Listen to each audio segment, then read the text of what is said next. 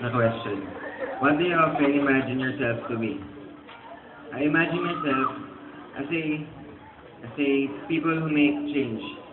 Like President Obama.